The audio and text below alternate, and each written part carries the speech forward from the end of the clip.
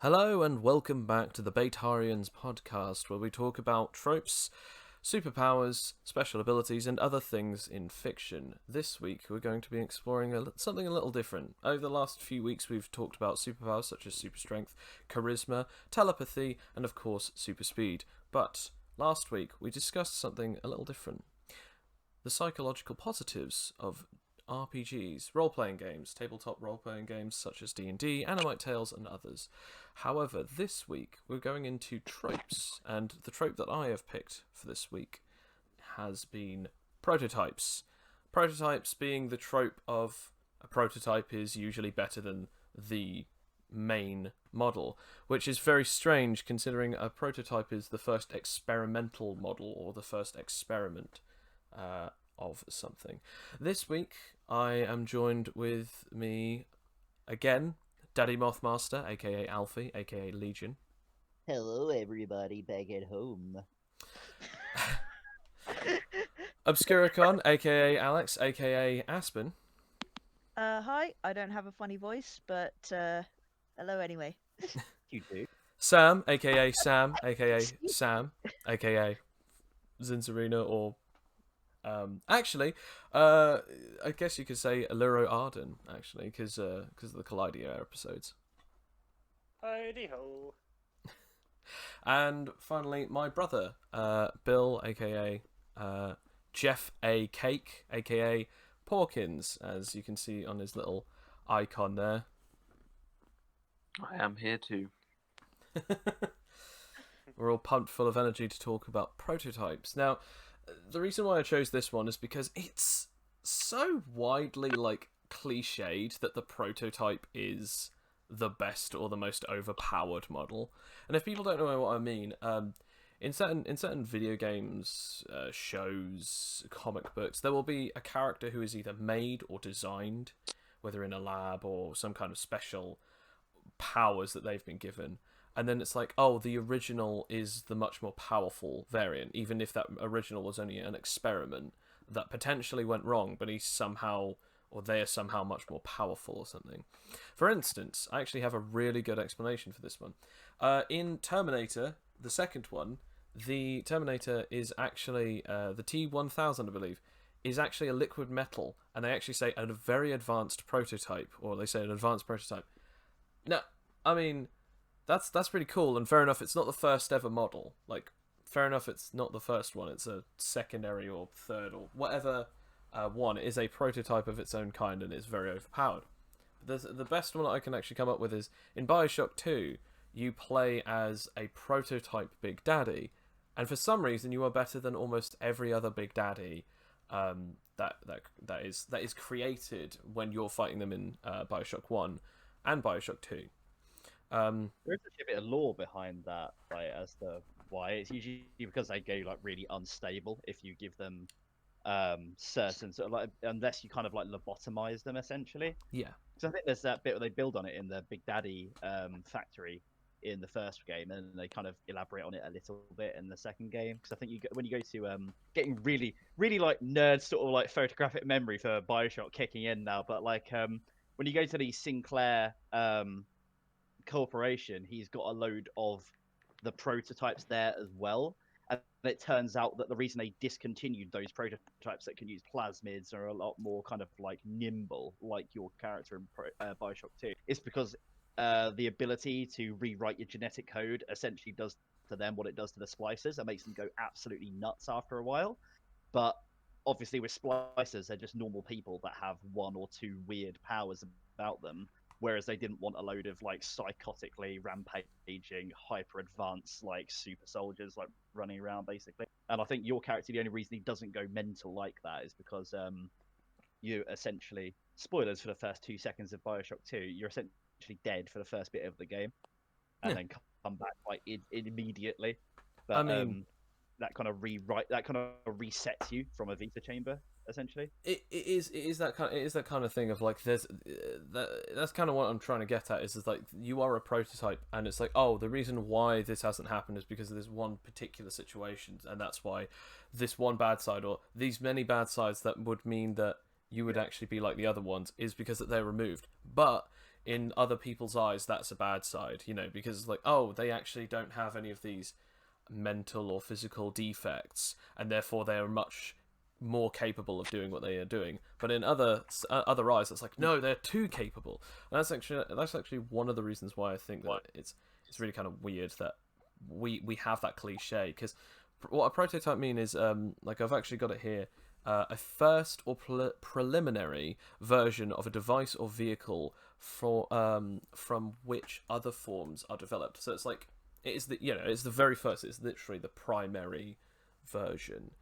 And it always weirded me out, because whenever you think of it, like when I was a kid, I would always think, oh, a prototype, that's the best one. When really, it's kind of like the father figure, the matriarch, the skeletal bone structure of the first of its kind, and then everything else bases itself around that. It's similar to really how bugs have like larval states. They have these different states. They have then the larval states, and then they become butterflies, or they become moths or anything like that. It's like, it's almost like if by the time it's larval and then it goes into its chrysalis, it's like at that point, it's like that's where everyone derives a different thing from it. Like, oh yeah, that caterpillar was pretty cool, but what if we actually gave it wings? Or, oh, that caterpillar was pretty cool, but why don't we give it some weird poisonous dust? It really, if you're basing off of Dark Souls lore, where apparently all butterflies have. Wait, I thought you were talking about Pokemon.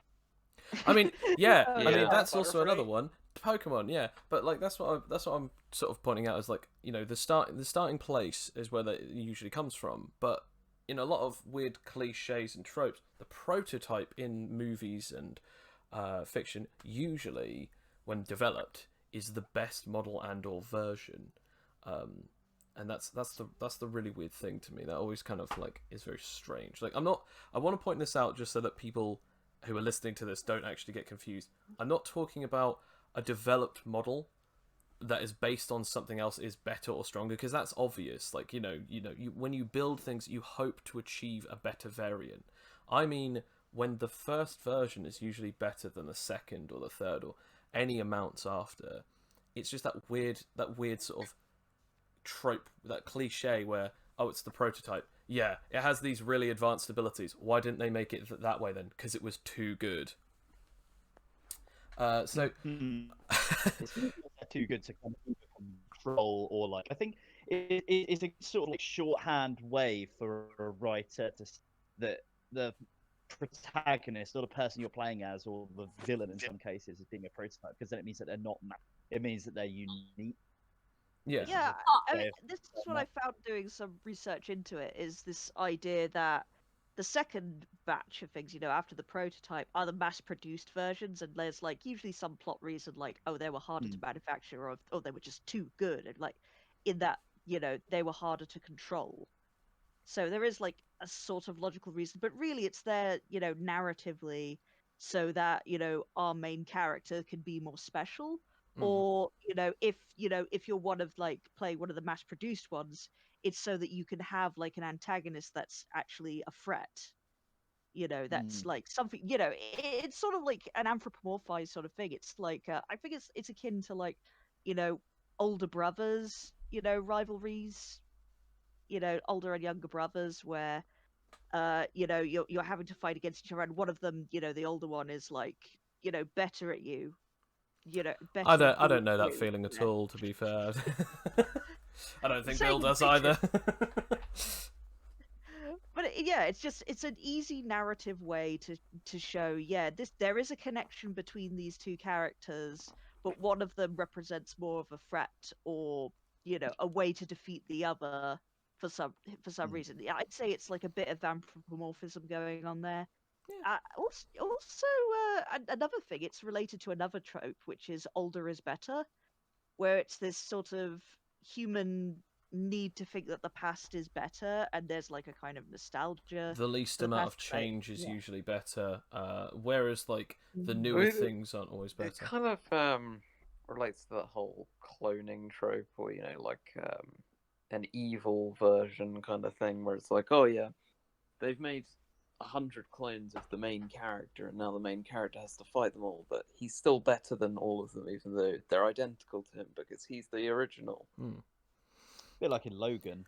But yeah, actually, I was about to say that because even though that we've talked about like prototypes that are much more advanced when they're made, still sometimes the original version is better, and that's the way of this trope working against itself. Like, you know, people say like, oh, oh, it's not different because the prototype is actually better. Well, no, because what a prototype means is that it's the first version, and technically Wolverine's Weapon X project, where he gets his bones covered in adamantium, that is a prototype thing. Like, they never done it before on anyone else, because, you know, theoretically anyone else would die if they had this, and, you know, Logan was the only one who could actually survive the procedure.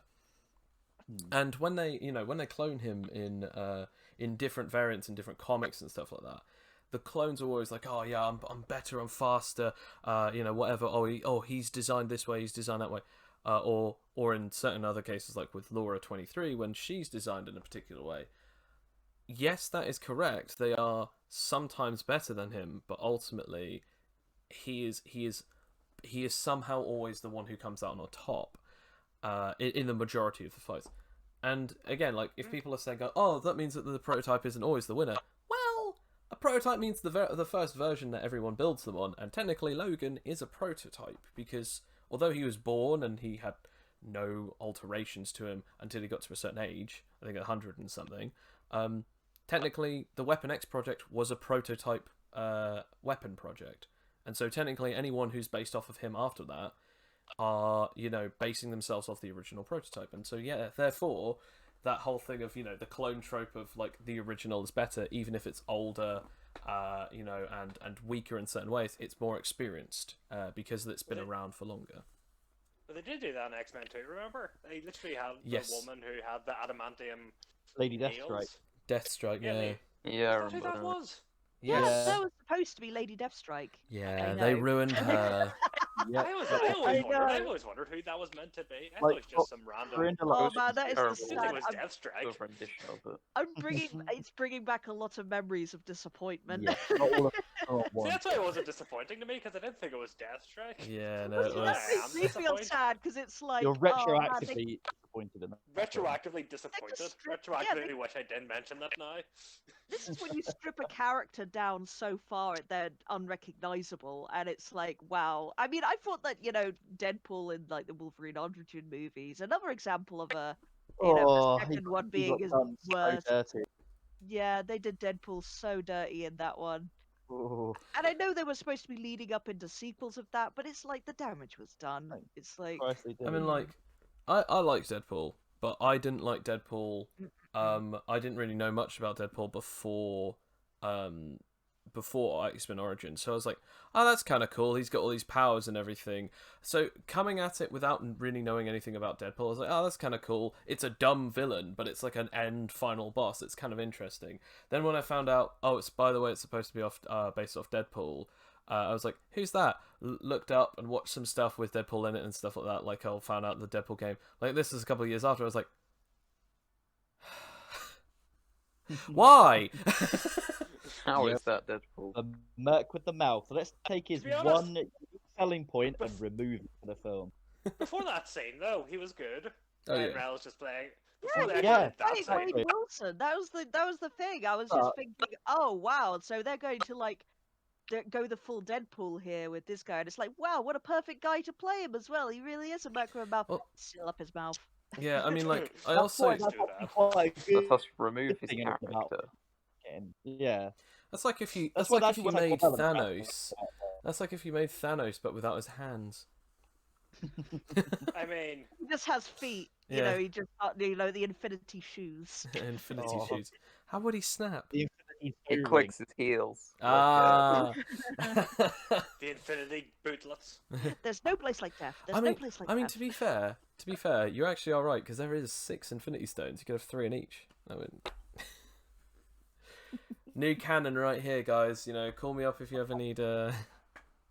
What, six on each foot? No, Where's he three from? infinity stones on each foot, like on each No, do it all booty. on one. Do it all on one.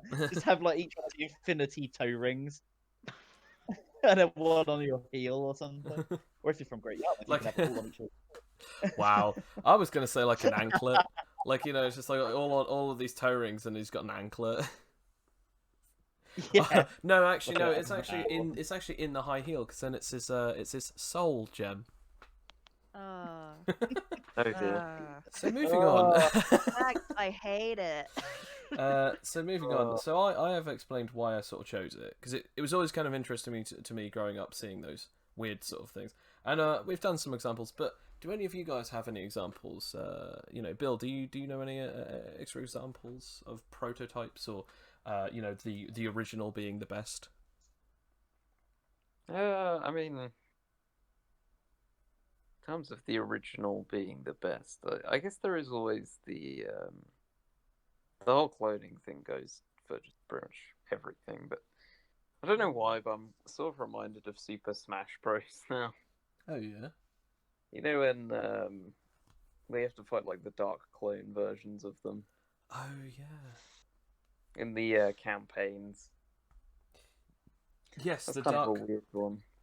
In Super Smash Brothers Brawl, like you're fighting the darkened versions of almost everyone, and even though that it's like it's the darkened version and you're fighting a clone of yourself, it's never as it is quite that whole thing of it pales in comparison to the original. Yeah, no, that's a fairly good one. I completely forgot about that one, to be fair. What about you, Sam? Have you got any examples of anyone's? Well, I mean, we've got a couple. For any of you who've played this rather obscure game, Time Shift. I do very much like that. There was yes. If you've played that for the PS3, it's about this guy who essentially has this time machine suit that allows him to manipulate time, like go forwards, backwards, and slow. And your character is pretty much forced to put on the crapper version, the prototype suit, as a bad guy steals the more advanced hyper model. That allows him to go back in time and rewrite the Second World War, pretty much, because it's one of those games. Of course. So that he pretty much becomes this supreme leader of Earth. You go back in time with the worst suit, and of course beat him, because you have the prototype suit. Because the Is prototype it also meant to be because you have because of your character as well, because of the way that he uses it?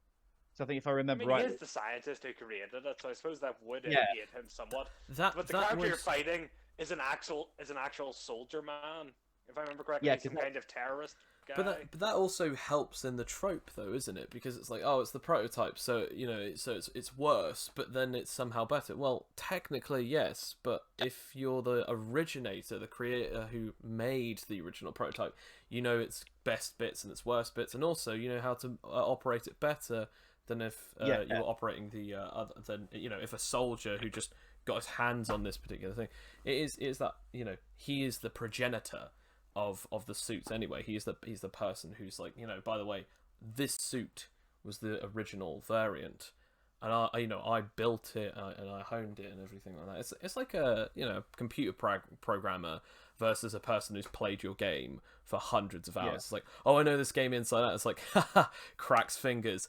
Oh, you don't know what inside out is, and it's like all you do is just show them like the hundreds of thousands of pages of code. And it's like they would have no idea what you're looking at. But then it's like, put it, render the whole thing as a game. It's like, oh yeah, this is Lordran. It's that kind of thing. Like, it again, works really well to the whole prototype thing, where the original creator as well as the original suit comes out on top, sort of thing. Do you have any, Alex? Yeah, in Evangelion, Neon Genesis Evangelion, the depressing, mech. yeah, sad boy mech anime. Sad Love boy it. mech anime, yeah. Pilot the mech, Um, Shinji. Do it. Get in the robot! Just be a cool guy. Don't care about your daddy issues. Get in the robot. Get in the robot. Oh, we'll give you two girlfriends. robot. Stop crying. Yeah.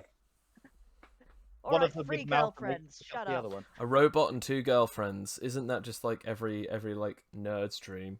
And one of them has It the feels DNA. kind of male You fantasy. maybe not with Evangelion. Apparently not in Evangelion because everything goes wrong. I don't know. I'll take Evangelion's life over 2020 any day.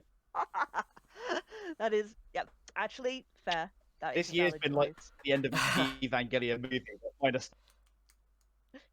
So Alex, I guess the question I'm going to ask you then is, what is the sort of like, I personally haven't seen it, but what makes it a prototype then? You know, what? Well, they literally are like units 00, unit 1, unit 2 are referred to as the prototype units and production units, and they are like they're kind of part. I don't know if I should give it as a spoiler really, There's but a they're lot of story elements. yeah, that it's might like spoil there flames. is a reason that Alfie definitely knows about why they are special. Okay. And then there's 'cause, the like, mass-produced Eva units as yeah, well, like, in the film. I they're, mean, they're good, but they're not as good as the original. I think They're for kind of like, yeah. whereas the original, obviously, because they have pilots that they're kind of bonded with, so you can use them. They have like multiple layers to them. They have like the Yeah. feral sort of like animal mode and like, a few other things with them, but they're basically used how the user wants to control them. Whereas the mass-produced Evas are more kind of just the feral sort of aspect of it, just to sort of like they work almost like an animal because they're as far as I know that they're not like piloted in the same way at all. okay. No, they're not. They remember. use these artificial Yeah, the artificial firing plugs. things, don't they, that It's they meant to be create. an AI in place of a person, but it's like Yeah. it won't have the person's instincts, it won't have the bond with the robot, it I won't guess have the person. I guess that that's like the flaw with them, really, because Yeah. it cannot have. I mean, in fairness, it's like that's probably what they would do in real life, because having this powerful weapon bonded to just one person who's got human weakness and frailty. I mean, we see that And it's doesn't also quite 30. work out. It's not a great thing on the person or on the operation of the unit because it's just so tied to their mental psyche. But it's another case of like humans being considered like superior to robots and AI because they don't have that contact, they don't have that sort of working things out in a human way. It's just pure programming and logic. Yeah.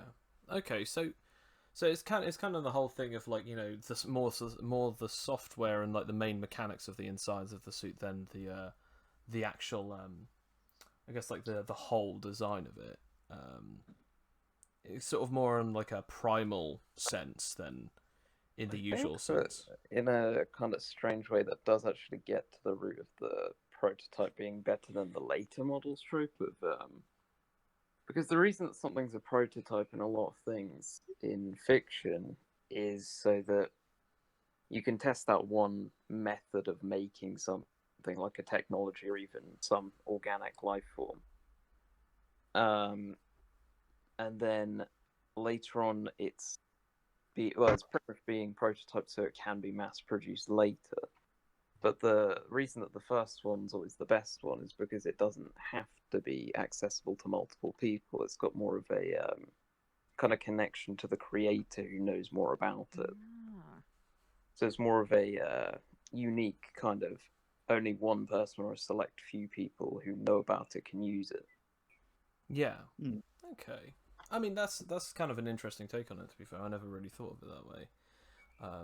I mean, Alfie, do you have any examples that you wanted to talk about? I was actually going to talk about Bioshock 2 and Evangelion, but I think Oh dang! Oh Sorry. dang! I think we covered all those. But the only other one I can really sort of think of Warhammer. is something like Zone of the Enders. No, actually, surprisingly not Warhammer. I'm trying to go on a detox from it, but in having mentioned it now, Oh, we've no. not had a podcast Oh, where it no, isn't what have you mentioned. done? So it's kind of like the game. Sorry to everyone out there who suddenly now thinks of that, but it's a bit like Zone of the Enders with Jodie as the main orbital frame.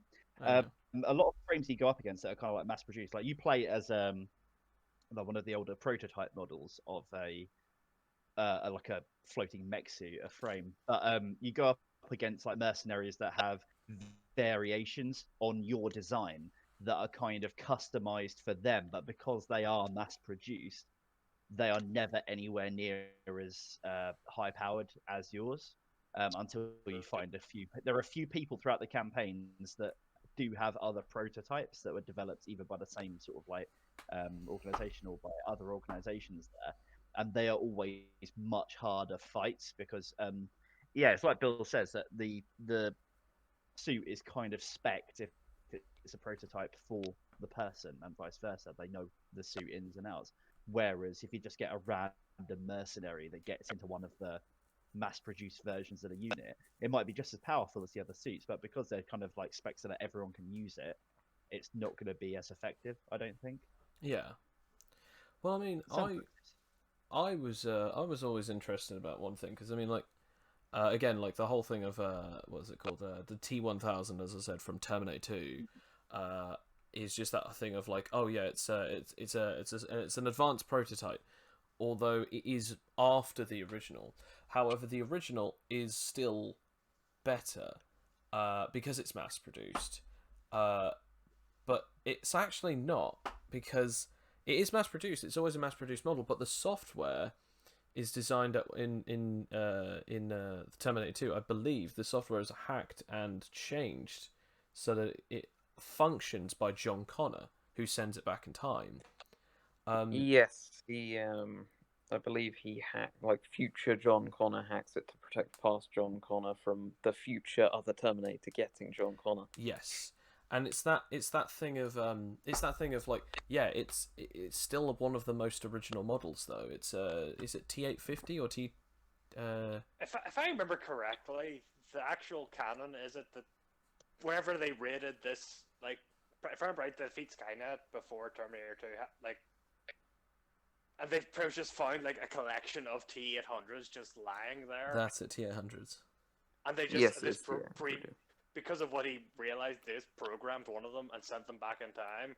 So I wasn't actually sure if you would classify that as a prototype, considering they literally were mass produced. Well, yes, came off an assembly line. But the T800s are pretty much the original models. I mean, they're not prototypes, no, because they eventually are, mass produced. But the T1000s are built after the T800s. We're getting way too much into Terminator here.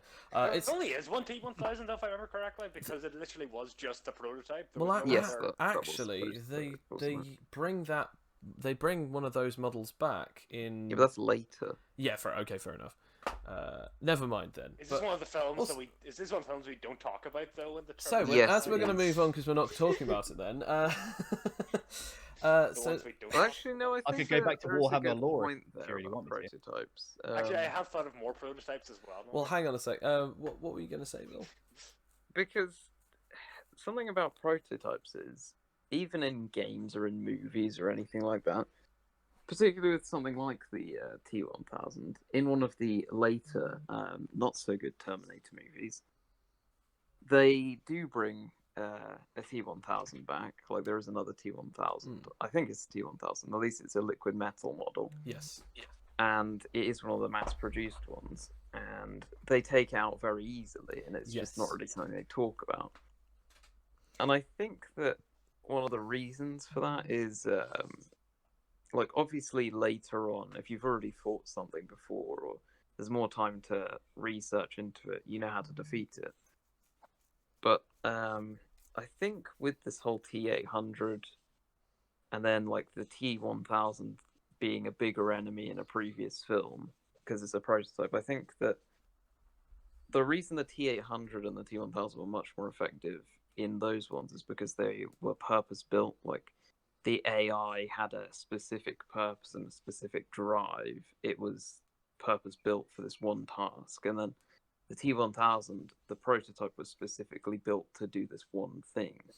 It's more about, I guess, kind of a purpose that the whole machine is supposed to follow.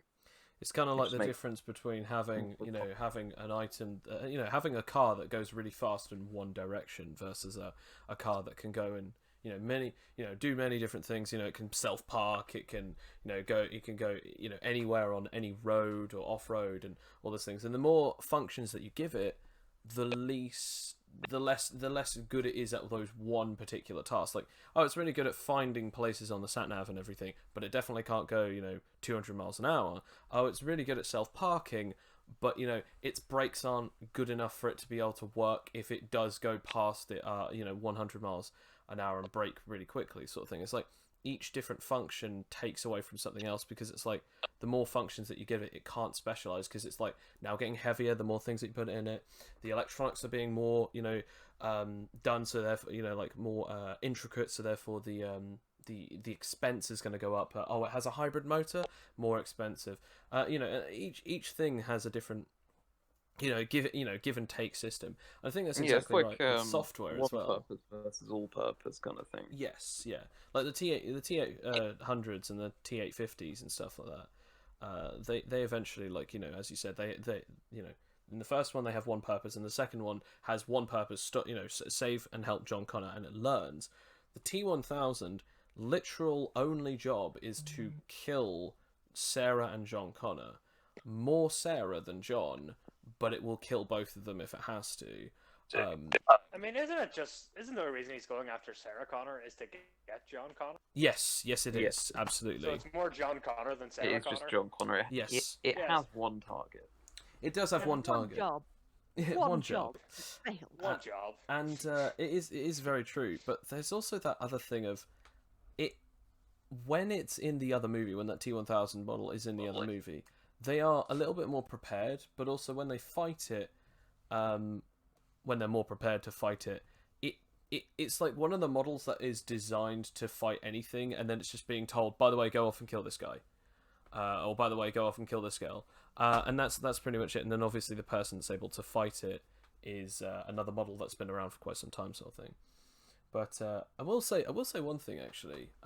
Going into the next portion of this podcast is the one prototype trope that I think is one of the most interesting prototype tropes is when you have a prototype, it's the whole thing of like, oh, the older model is better, the older model has this, the older model has that, the newer models have this, that, and the other. Whenever you have a prototype, you usually get this sense of like, oh, it's newer, so it has different functions as this, that, and the other. It does this much better than the other one.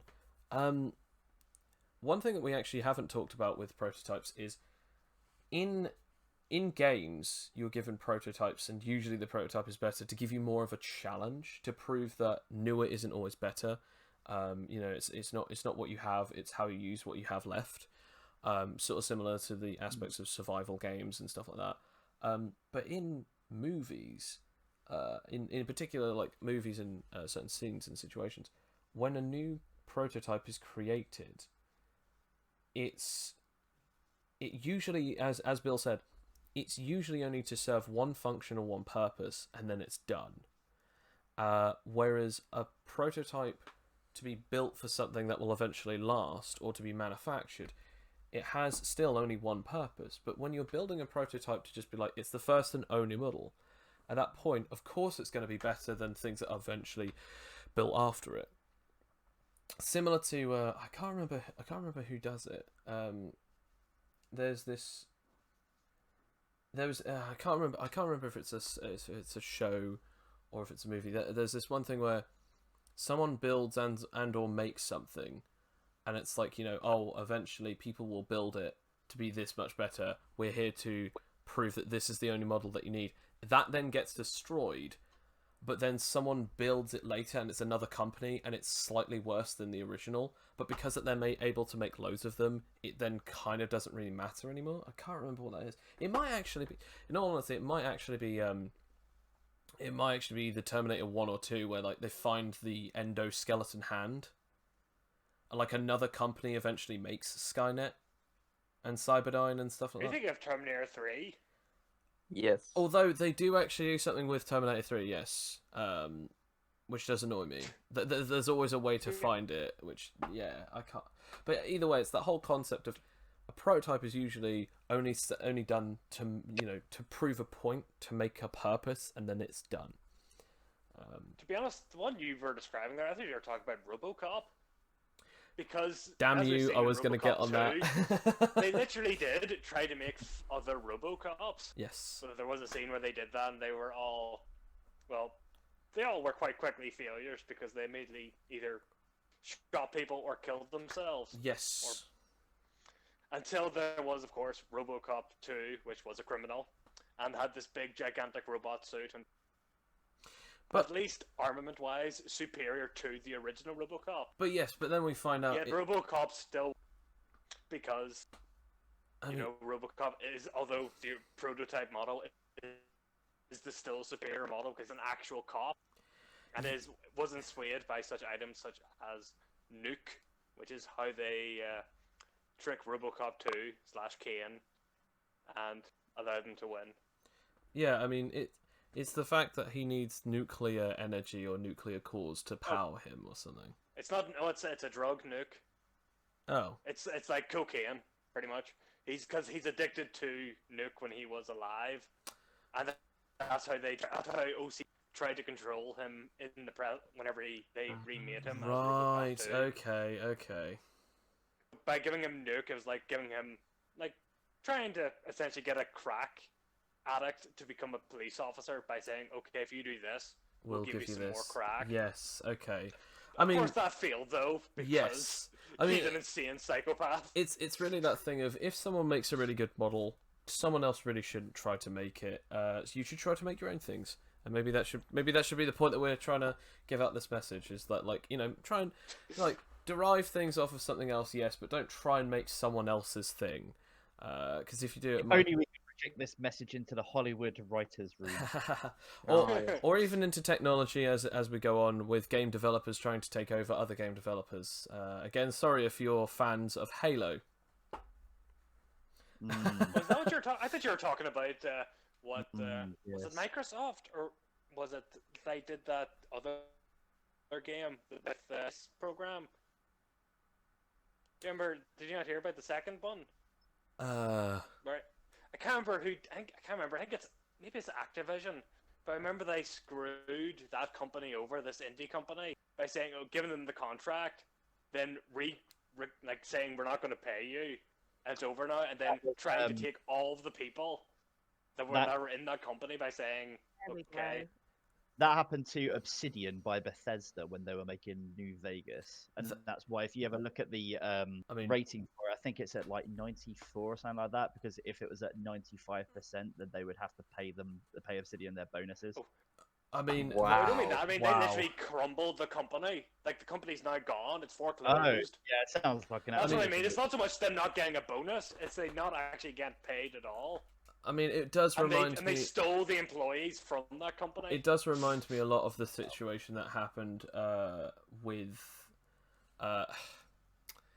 basically Lion. I think it's Lionhead Studios or something. The people who made the original Fable games, they were under Microsoft, and they weren't making a lot of money because a couple of their games flopped. And then we were like, okay, so we've got this really big game coming out and everything like that. We just need more funding. They didn't want to, but then there was rumours that after they had gotten enough money and after their contract ended, they were going to make their own studios and basically instead of having it where it's like Microsoft only stuff, it was actually going to be it was going to be for anyone, or at least it wasn't going to be exclusive to Microsoft. And when Microsoft heard that, it was like, no, we want to still make money. We're going to shut you down now so that the game can't be made. And because it was under our licensing, you can't make this game again. And if that's not worse, EA fired BioWare not long after Anthem came out, just because the Anthem wasn't as good as another game that came out roughly the same time. Do you want to know what game that was? Is it the game they also made? No, it was Red Dead Redemption 2, one of the biggest releases of this last decade. I mean, How they it- also that did thing- that other game, that other free-to-play game during the same time Anthem came out that did significantly better. Oh, what, Apex Legends? I hate Apex Legends as well. I hate it with a vehement passion because it killed Titanfall 3. Titanfall 2 was amazing, and then they're not going to make the third one because obviously they're doing really well on this game. That's just Super weird. It's super weird the fine. Titanfall series because like the first one was like meh, But like the Yeah. second one, when Titanfall came out, when they put like some more like love and attention into it, suddenly it was just it's Yeah. this beloved game, It's and it's weird, like really isn't it, good. when you actually put a load of effort into making a decent single player experience and then go on How to did the we multiplayer how did we get afterwards onto rather this discussion? Yeah, I think I did What actually we're want to- saying I- is, I- we're yeah. saying is in general, screw you, EA. Yeah, worst company ever. I mean, I was If you gonna- take nothing I was else gonna from this mention- stream, I- just that. I will have to say this though, if anything, prototypes are usually going to at least tell us something, is that the first game is a taster for what is best to come. It's just that it's a shame that the trope doesn't always hold true, because the original isn't always the best one. I mean, okay, I don't know about you guys, but I think Halo 2 is really good, Halo 1 is quite good, but Halo 3 is probably the best one out of those three. Out of those three, I don't care who else wants to say that 4 or 5 or Reach is really good. I'm just talking about the first three, damn it. Don't string me up. But at the same time, like, there are other games that like fall really badly into the same categories. Like, some people say that the original Modern Warfare is better than Modern Warfare 1 and 2, 2 and 3. I think that 2 is probably better than both of them, but that's my opinion. But again, it's that kind of the prototype thing. That trope doesn't always hold true in every single bit of media, and nor does it hold true in the real world. But the reason why I brought it up is because it's happened enough times for me to actually think that's caught my attention, and I think we should discuss it. So my third, probably one of my final parts really, for this discussion, is: has anyone got any questions for me about prototypes that will then open up to the rest of the chat?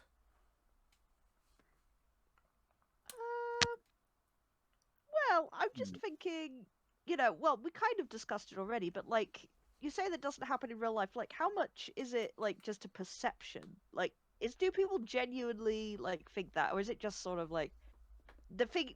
Do we just accept that trope in fiction of like, okay, that's like that moves the story along? Like, do people really, have they really been sort of, been misled by using this trope so much in fiction? I mean, it really depends, because I mean, I talked to some of my friends and some of my family who actually watch a lot of films or shows or play games, and they'll be like, "Oh yeah, the prototype is the best, of course," even though it doesn't make any sense. Or, "Oh, the prototype is the best, of course," because it has to be. It's like, does it? And it's really. However, talk to other people. And a couple of my other friends, how was it? I was actually talking about this subject a couple of days ago, and I said, yeah, because that trope happens a lot, and they went, does it? I thought the prototype was always the worst, and that's why they always make better ones. And I was like, come on, BioShock 2, and the T1000 versus the T100 and everything. And I was like, oh well, what you're telling me there is the original, which sometimes happens to be the prototype. I was like, but that's what prototype means. They're like, yeah, but they don't always coin it that way. It doesn't matter. The original version is somehow almost always the best version, whether it's the prototype or not. But the prototype does mean the best variant of it in a trope, in the trope of, like, again, the T1000, as Bill was saying, like, the second time that you ever see the T1000 in another part of the movie franchise is it gets taken down pretty darn quickly. Whereas it takes an entire movie to even kill it, and even then, it's very difficult. Whereas, like, in the second time that they fight it, it's not really that difficult. So, I mean, it's really that thing of, like, and that wasn't a prototype, that was actually, a mass-produced thing. So, I think it really depends on the person's perception, whether or not they pick up on it or notice it. I think that's the same with almost any trope. Because I could talk about this for ages with, my parents, and it depends on what kind of movies or films that they enjoy, and one of them might get it, the other one might not. But then there might be a movie trope that I say about, like, with maybe a rom-com or with a horror, and they'll be like, oh, typical trope, cliches ahead, sort of thing. So I think it really depends on the perception of that person, of those people, how often they particularly see it in the media, or the fiction that they actually perceive. I definitely think you're right. I mean, anybody's like, I'm friends with a lot of Iron Man fans, and that the whole concept of the prototype being the best one is kind of alien to them, because, like, the Iron Man franchise has done this whole thing of, like, Tony Stark just keeps like making tweaks to his suit and keeping moving. He's got like a whole array of suits. He's definitely they're all changed our brilliant. perception of the prototype, which I Mhm. like. However, I will say this thing, which is one of my favourite things about all of the suits, is although, yes, you're right, Tony Stark's suits are always getting better and better, I will say this, the best one, in my opinion, the best suit that he ever made is actually the suit that, although it's really terrible in the movie, is actually the original suit, the nanomachines one, where like not the one that's made up of nanotechnology, the one in 3 that always flies towards him and everything, like the segmented suit that you can pilot without actually being in it. I think that one actually is a prototype. that one actually is a prototype, yeah. However, I think that one's a really cool suit because, in all honesty, if you think about the amount of situations where people can actually like one-shot him if he's outside of the suit, if you actually think about it, how useful would that be if he actually was walking around? Everyone's like, like, oh, we're fighting alongside Tony Stark, Iron Man. They defeat. The heroes are defeated. Iron Man gets hit, and it's like, oh no, he's, the faceplate has been blown off. He's dead now, and it's hollow. And it's like, oh yeah, he's been like, on the other side of the world, using the suit, and it's like that is a big sort of interesting enough reveal to be like, okay, yeah, that's a really useful thing. Just too bad that in the movie, 80, if not 90% of the time, it's a really bad model because it saves people, I mean, but it does get broken down quite a lot of the time. it worked in Spider-Man: Homecoming. Yes, it did. But that's my Worked point. Like, there. the prototype gave birth to all of these new types of automatic suits. Oh, but I remember you saying first games not being the best. I thought of at least 3 now. I didn't say the first game was best. I was just saying, like, if you wanted No, to it's, use that it's trope. usually not the best.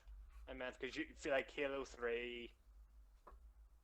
You said like is the best. Modern Warfare. In 2. my opinion, I found that Halo 3 is better than the others, but Hey, I, yeah, I was I- gonna see- talk about Yeah, I was gonna talk about something I'm still salty about, like games that have like released a demo that looks really amazing and stuff. Like it is effectively a prototype of the game of what you're going to experience, and then turn out to be absolutely nothing like what you've done. I think that maybe that could be where part of the trope comes from. It's like people's collective disappointment of having experience of like a first thing or original being so much better, and then just being betrayed by having it be not. But isn't not that the isn't same that going back experience. on what we had spoke about a minute ago with perception? It's really down to the perception of Yeah, the people who exactly. Because I mean, I think I it's never. also that the trailer is purpose built to sell the game Yes. at Yes. like a I- convention or lies. something. I remember. I think Bill, you watched a trailer for a game that I didn't have any part or business in watching. I bought that game. I can't remember what it was, and I played it. And I got to the bit where it was in the trailer, and you were like, "Oh, it's the bit in the trailer." And it's like, I think you either asked me like, "Is this what the game is like entirely?" I was like, "No, it just literally got to this bit." And you're like, "Oh, that's like really bad advertising," or that's almost false advertising, but it's really good selling point for advertising. Like, the best bit in the game, and you have no idea that that's the best bit in the game until you play it, and you can't find out where that thing is until you finally get the best bit of the game. I mean, they did it with Mario where they showed you like riding on the back of a dinosaur or something, and it turns out that isn't actually in anything except for like a 5-minute segment or something. I don't fully know it because I actually didn't play that game, and that's sort of it's that kind of thing of like show someone what they want to see and they'll want to buy it, and that's I think that's really the kind of thing, isn't it? Like a prototype is almost like an advertisement, like it's to try and advertise how good this model is, sort of thing. And maybe Skynet has multiple different types of AI, and there's the salesman AI, and it's like, hey, do you want to see this really cool prototype, the T1000, or hey, do you want to see what a Big Daddy can do if it's not lobotomized? Like all of these different things, like depending on what particular way that you want to sell it, and it's like, oh, you get to play as that's really cool, but then why are the others not as good as this? So that's probably hard. So are you saying video game companies are like Skynet? Yes, that's exactly what we're Yes, saying. Actually, Pat. yeah. 'Cause I accept that. I'm okay with that. I have to ask this then.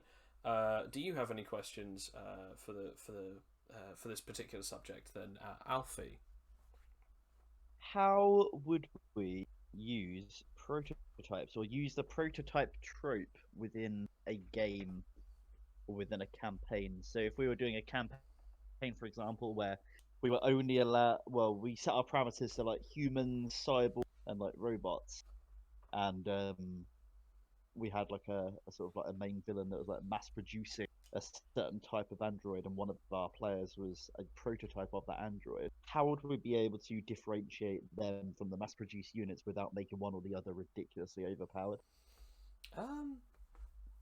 So now that's a really good thing, because in either video games or tabletop RPGs, depending on how you go about it, really depends. Because obviously in most video games, you do it in the form of it's a campaign, it's a single story situation. You are only that player character. You couldn't play with other people because having this ability would be too unbalanced, unfair, wouldn't make any sense, can't really do this well in a multiplayer online or local play situation. So it's like, only a campaign. Whereas like in a tabletop RPG, most of the time you are playing with other players. Giving someone an ability like that is really dependent on the situation at hand. I personally would say if you are playing a tabletop RPG with other people and you're the DM and you want to say like, you're a prototype, this way, that way, and people want to, get a hold of you, maybe have it that you're actually being hunted, and that's the downside. Like, because I've done this twice, if not 3 times now, this trope, but in different ways. We had it where the first ever time that I actually had players, I made it that they were, they chose how their origins came about, like what their origin for their powers was. We got to this one guy, Alex. He had made this. It's a different Alex, by the way. He had made this character called Seth Starr, and he was a scientist who developed like this special like laser. And the experiment went wrong and it exploded, and he then gained the powers of his experiment. So he would literally his powers came from the prototype, and he could shoot lasers and light beams and stuff like that. But after that, people were looking for him because it was like, oh, he's the only living evidence of that power, or the only living evidence of this ability and this experiment, and therefore we want to get him back so that we could mass produce it, copy it, whatever, or even just like take his power. And so therefore he's hunted by the agency program, which are basically people who have been trained and then been given powers based off of their particular fighting styles and how they actually operate. And the entire campaign, every now and again, he would just show up. He'd be hunted by them and he'd take them on. And at one point, they eventually beat this agent, and he actually joined to their group because it was like, oh, we spared your life, and it's like, oh yeah, well in that case I'll join you then. And that's the kind of sort of scenario that happened in a campaign. But in all honesty, the best way to do it with Cyborg or anyone is have it that the upside to them being powerful, or the upside to them having this item that's powerful, or this thing that gives them an upgrade, have it that either they can't use it straight away, or if they can use it straight away, have it that the more times they use it, they become more obvious to the world, and therefore more people are trying to hunt them down, more people are trying to get a hold of it, or even trying to get a hold of them. And if not, have always like a pursuer, like a character that's always trying to find and follow that character for whatever reason, whether it's to turn them in, whether it's to take the technology off of them, whether it's to take their powers or even get them to mass produce certain things for them.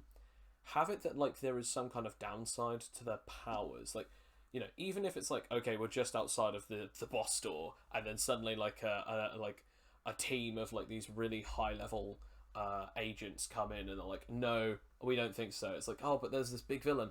Nope, we want your cyborg to come with us. It's like, why? His cybernetics are far beyond like most comprehensions, and we want them for ours.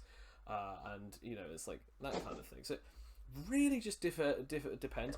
But if you were to go about for balancing,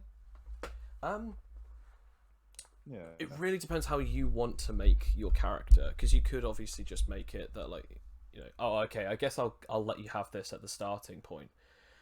But either as I mean, we did have a very similar, if not directly related, instance of this in a recent campaign called the 8Cs, where we had my character Legion, who is essentially a mass-produced, in a weird way, kind of mass-produced yes, character. yes, he is. Yes, he's He had that instance basically.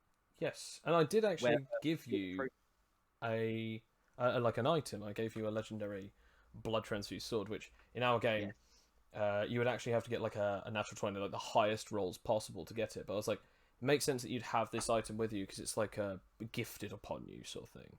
being literally essentially like a portion of the power of a time god. Yes, yeah, Kind of imbued with this. But yeah, we've kind of done it in that campaign where as powerful as my boy Legion is, my sweet baby boy, as powerful as he is, and as sort of great as he is very sort of because he is relatively mass produced. There's meant to be one of him in pretty much every instance in every separate timeline, and they're kind of created as and when they are needed.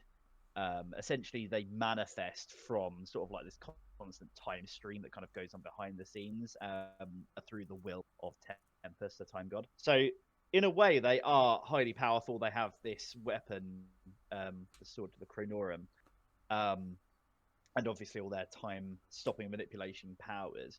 But at the same time, because they are just thrust into a new world, they are kind of just going on instinct and essentially like a baby bird, just imprinting on the first people that they kind of come across that are like on the same path as them. yeah, pretty Hence much. why when Yeah, I appeared in front of everyone else, I kind of like ended up tagging along with the group at the beginning because they're on the same path as me, and it makes tactical sense to have more allies on the same side there, and kind of maybe use them as like a shield or cannon fodder as you go, and then you end up kind of developing character relationships as you go in until the end of the campaign, where he was actually a very close friend to a lot of characters. yeah, That's like the saddest part, really, because you were mass produced, but there was like loads of character because especially my character Aspen, who we developed sort of a bros for life sort of Yes, we did. relationship, and it was like, yeah, you are what like you're, another Legion, comes in, and it's like you are like the same, like you are the same, but you're not our Legion, you're not my Legion, and it's like. Yeah, it's sort of heartbreaking because you are there and you still have like our Legion's memories and stuff, but it's still not the same. There's something, The rapport is gone. unquantifiable. Yeah, and it's just extra sad, Yeah. it's an extra sad It was element to that. bittersweet as a kind of an ending slash beginning slash continuation of the character. It was very bittersweet. I mean, I actually have a question then for all of you then before I move on to the rest of the questions. Is if you were to make a prototype, would like if I was to say like, oh, by the way, I'm going to make a new campaign. All of you have to be a prototype of something, like a brand new variant or something. Would you want to do that, or would you prefer to just keep on the kind of same usual thing of everyone's unique in their own sense and style? Because we're not something that has been mass produced, not something that is the beginning of something. Like, in other words, like would you want a campaign where you are the progenitor to something else, like almost like you are from the past into the future, and you then find like, oh, these robots are based off of my cybernetics, these power users are based off of my powers. Would you want that kind of thing where basically you guys make the characters and then I make the enemies based off of you guys being like taken from time, or even people have like used you over the last few days, weeks, and now this entire society is based off of your 4 characters, etc. Would you Like want a Weapon that? X project almost, Yeah, like where yeah. we're kind of experimenting. I mean, technically, my character in the 8Cs at the minute is probably going to be something similar to that. That is true. That is true. I gotta say that would be fascinating. I think That would be really cool to do. You could also go on. I think it was either you, Alex, or Sam that mentioned this a while ago. It's kind of a convert situation where we are all. It's like a clone campaign where we are all Yes. mass-produced versions of an original Yes. progenitor. all working together to bring would down love to this do that. overpowered original progenitor. So maybe the original person has like 5 different powers, like they're an ultimate anomaly or some kind of weird freak of nature. We get mass produced, but each of us has 1/5 of the original person's powers, and together we have to work together to bring them down because That we would can't be do it. amazing. That would That'd be be That's pretty. that was actually kind of like, I mean, I mean, I might as well because I may never do it. But my idea for that would be that you are essentially, believe it or not, me and Joe have had this conversation about cloning with my character Aspen, because that was one of my Yes. ideas for when I thought for sure that Aspen was going to die officially. My idea Which was like I was just saying, is cloning possible? And Joe absolutely. said yes, but you wouldn't have any of the original, experience. I'd have to re-roll everything, and like my powers would still be there, but I'd essentially just have to be filled in on my past, pretty much. I'd be the same, but not. It would be And like you could make an entire perfect clone of yourself, or even a better clone of yourself, or even like worse, depending. Like it really depends on how you do it. Like either you want to make them exactly the same way that you are, except from like you can start them at whatever level between the level that you are downwards. You couldn't make them any more powerful than you were, sort of thing. But it would be either exactly the same as you, or you'd literally have to re-roll everything, sort of thing. And it was that kind of thing of like, yeah, but then their memories of who they were and everything would be gone unless if someone else had some kind of memory stone. So it's like, oh, by the way, I'm copying every one of Aspen's memories, so it's literally the same version, but it's like the original is going to die. And it was really kind of interesting because, I mean, like, I never really thought of it that way, but technically with certain abilities, with biokinesis and also self-biomass manipulation, you can make clones of either other people, if you're a biokinetic, or of yourself, if you're a biokinetic or a self-biomass manipulator. Either whether you have regenerative capabilities or biokinetic abilities. So we ended up going another route, by the way. We didn't manage. yeah, we didn't make a clone of Aspen, although that would have been cool. So, Bill, do you have any questions about prototyping for me and or the group? I don't think I do right now. No. No. Sam, do you have any questions? No, not really. Well, in that case, I guess we could bring it to a close with the last question of can it, has it, does it work in Animite Tales, the tabletop RPG that we're currently developing? I personally think yes, because I've done it before, but do you think that it could work any better as a fellow narrator, Alfie? Absolutely. I feel like it has a lot of narrative elements that you could definitely use and work into your story in different ways. Because the sheer amount of sort of combos that you can do, where you can have it where like sort of the players are the prototypes, and going against mass reduced versions of themselves, and you can do it the inverse, or you could do it that they are not prototypes at all; they are just people, bystanders. But then there are prototypes and mass productions being used within the world. It's a really, I think that's why it's such a trope. Is like nothing's a trope or a cliche by accident. It's either because they are, without a doubt, just really good ideas that have now been sort of done to death, or they're just like really versatile ideas that are just like, it almost seems like a bottomless pit that people can just keep on like putting brand new versions and spins of it out. Like, I mean, just one sort of foray into anything in the world of anime, for example, just purely because of the sort of like budget constraints not being the same as with TV and films. I mean, creators a lot more creative freedom. as someone who's only just kind of new to and sort of like only gotten a few chances to do narrating, but Bill, as a sort of like a rare and sort of newish DM, do you think that you'd have prototyping in any of your campaigns? And if you would you have it that the players are the prototypes or the NPCs? Well, prototyping is I think I use it more of a kind of concept for enemies and creatures and parts of a journey, like quests and things. Yeah. Like, oh, this kind of quest worked pretty well. It's more like a trial run, like a pilot concept. Yeah. Technically, with players prototyping, we do it all the time with different powers. Like Adrian it's a prototype of a power because we're coming up with this new gen thing at the minute, and Yes. he's got a very different power to everyone else. It's based on a power, but its fundamental properties are different to the original. And technically, I mean, yours isn't technically a new generation, but it is a unique type, a variant.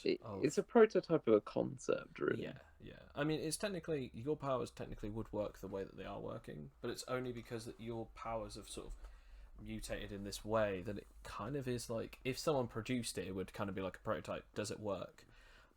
So, I mean, yeah, as a player, it kind of works quite well. Although, here's a question for all of you then. In Animite Tales, if you are playing as either a superhuman, a cyborg, or even any kind of things in between, a husk, a human, with or without powers, with or without cybernetics, which do you personally feel like it would be best for? If you were as the player and you find out, either you find out or you are stating that you are a prototype, mass-produced, born, or manufactured, which do you think would work best? What kind of species or race do you think would work best with the prototype system? If you were to be the trope of I am the prototype. I gotta say, just sort of, cybernetics, really. These cyborgs, and because that you've literally do have something that is in real life, a mass producible thing. Limbs, robotics, AI, all kinds of gadgets and stuff. So it makes the most sense to me. Whereas, like, you wouldn't necessarily think of like organic things to fit into that trope. I mean, of course they can. I mean, we know with Weapon X and all that, eventually it exists. But I think naturally, cybernetic people, it lends it to that trope. Yeah. What about you, Bill? You said you sounded like you were going to say something. Well, you could definitely do prototype species and technically organic things, as we have kind of said and know about, in like X-Men and with different powers. But I was thinking, we've already said about it before, but I don't think we've said about it on the podcast. A kind of synth run, like everyone's this kind of prototype synth species, but they're all clones of each other. Yes. That'd be really interesting. Like you're based on humans, but you're not actually biologically humans. Yeah. I was also thinking about if you're talking about just prototype tech, and this could be quite interesting if everyone had like a different cybernetic limb or gadgets. Like, I have this prototype arm, I have this prototype leg, I have these prototype eye, or this prototype gun or something. And you're all kind of contracted by this company to test these things out on this campaign. Oh.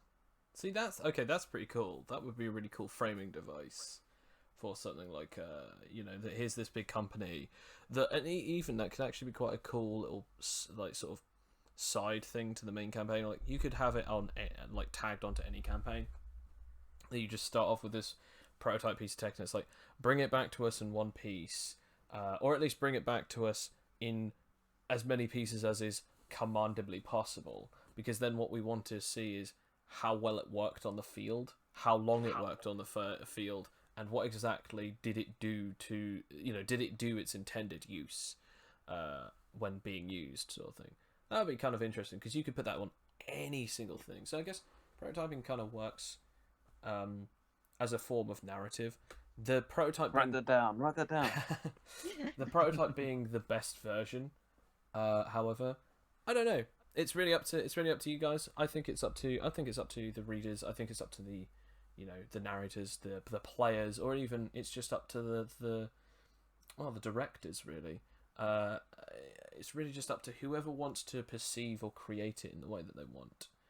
Because I mean, if you think about it this way, every time that we've every time that we've tried to come up with something new, something better either comes along, or sometimes the original is just best. But it's not always the case, and that's the same with everything. Like super strength is really great, super charisma is really great, super speed, telepathy, those are really great. We even talked about last week, like there are psychological positives to tabletop RPGs and role playing games in general, but just as everything else, not everything has just purely upsides. There's always a price to pay, and I think that's exactly it. Like prototypes have really good things to them, and sometimes the prototype is best, but sometimes changes need to be met. And I think that's really it. To be fair, that's all I have to say. My piece on it. If anyone else has anything else to say, no. I think that's covered everything that I can think of. We got all our feelings out, I think. Yeah, we've aired our feelies for the day. Well, in that case, then this week has been the tropes of prototypes being used in fiction. However, next time we are still not entirely sure as to what we're doing next time. We have a couple of subjects. Last week we were talking about potentially having this week or next week be antithesis trope, the exact opposite of something else. Whether or not they have the exact same powers but they are the exact opposite personality, or the exact same personality and the exact same opposite powers, the exact opposite powers. But we're not entirely too sure yet. Unless, if Bill, you have any things that you might want to think of for next week. I will think on it. Okay. Well, until then, guys, maybe that's an interesting surprise for next week to look forward to. But until then, thank you, all of you, for joining this podcast. And again, thanks for anyone who's listening out there. And again, stay tuned, stay safe, and stay super. I don't know, I'm trying out new outros every single week now. But thanks for listening, guys, and take care. Bye. Bye. See you in the future. Later, y'all.